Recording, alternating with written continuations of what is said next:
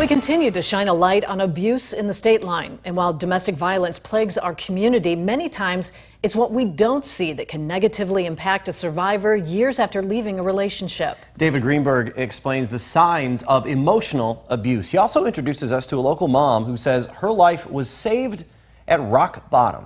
That's tonight's State Line Strong. Sorry. Tanya Legault will never forget the moment she now describes as her breaking point. That was terrifying. The mother of three finding herself in the emergency room, dehydrated, malnourished, and overtired, drained by her emotionally abusive relationship.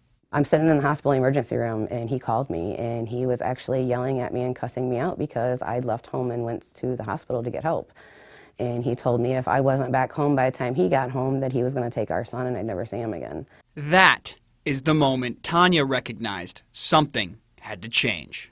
Something like just clicked, like, yeah, this has got to stop. This is going to be really bad for me if I don't get a hand on it. Taking those steps to finally say I'm leaving, that was the hardest. Domestic violence professionals say leaving can be the biggest challenge. On average, someone goes through a cycle of violence 7 or 9 times before reaching out for help. He had me so beat down, and trying to see the light on the other side of being that sick was really hard at that time. Tanya says a hospital social worker referred her to Defy Domestic Abuse and Family Services of Beloit. They helped, give me a little bit of the boost that I needed to, you've got this, you just got to get that initial, put the stuff in the car and go. Don't think about it, just go. And that's pretty much what I ended up having to do. I can't keep track.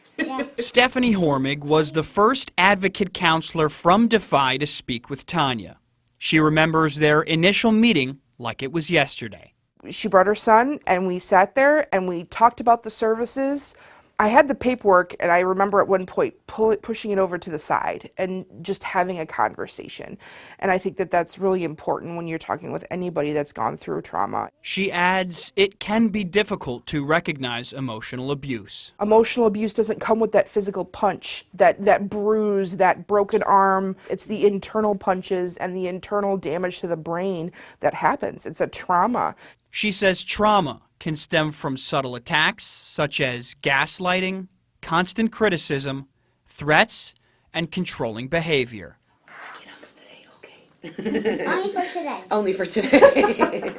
Tanya says the agency has helped reignite the flame of a strength that had been lost for so long. How has your life now changed from that experience? Oh, wow. Things are so much better. I don't go home feeling scared to go home.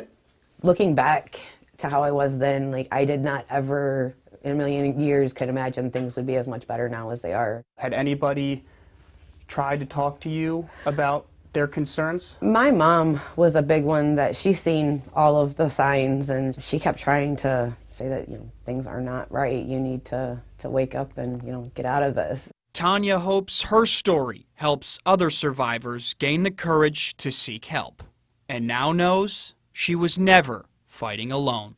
Seeing that, things can change, and it doesn't matter what point you are in life, you can start over and make things the way you want them. And that's been the best part, is it's the way I want it. It's on my terms now, and what makes me happy now for the first time in forever. That was David Greenberg reporting. David says Tanya's now back in school, studying to get her degree in human services. She's also a bus driver and loves the fact she gets to work with kids every day. We here at Eyewitness News are committed to making sure victims of domestic violence and sexual abuse get the help they need. We have a list of resources on our website, mystateline.com. Just click on the State Line Strong tab for more information.